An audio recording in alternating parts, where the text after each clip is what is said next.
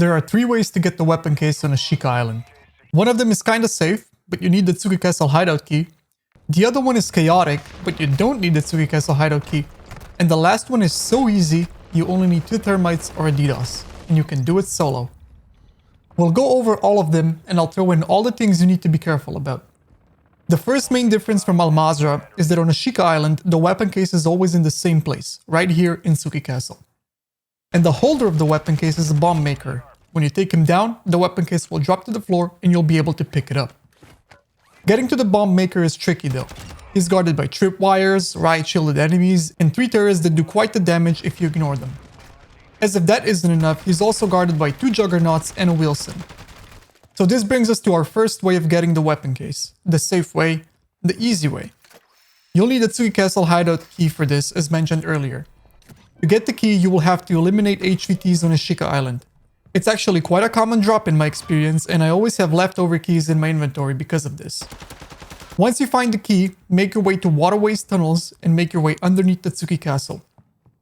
You will find a submarine in that area, a bunker door, and across from the zipline you'll use, you can also see the dead drop. Now here's the first tricky part. To get to this location, you might encounter up to 2 juggernauts.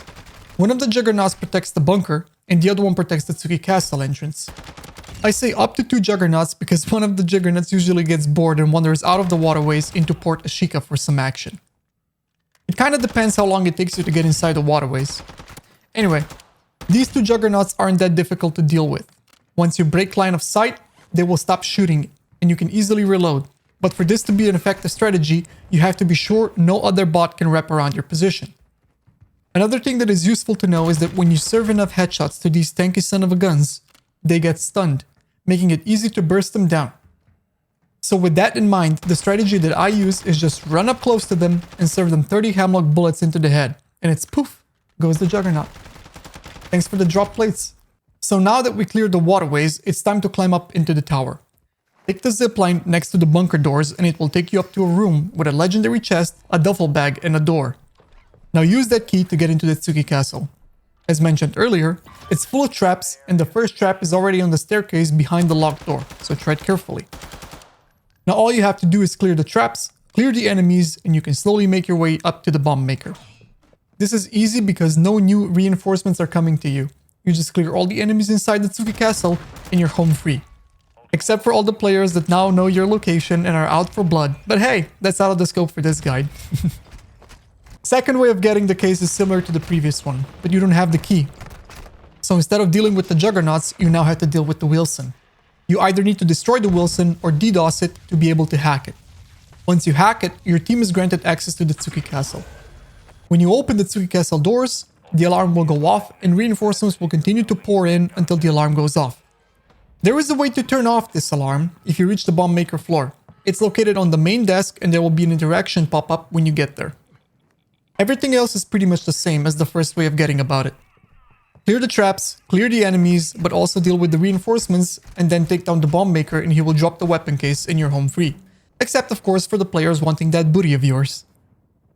Now, the last one we'll talk about is by far the easiest way of getting the weapon case, but it requires some patience.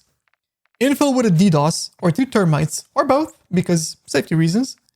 Loot around for a bit, maybe do a radiation contract to find a durable gas mask, or some radiation pills, and then hide. Hide until the radiation starts to spread and covers the Tsuki Castle. Now make your way inside the castle grounds and find Wheelson. DDoS and hack him to get granted access to the castle. Now, if you have trust issues like me and don't want Wheelson to take you down after you retrieve the weapon case, stick him with 2 termites to finish the job.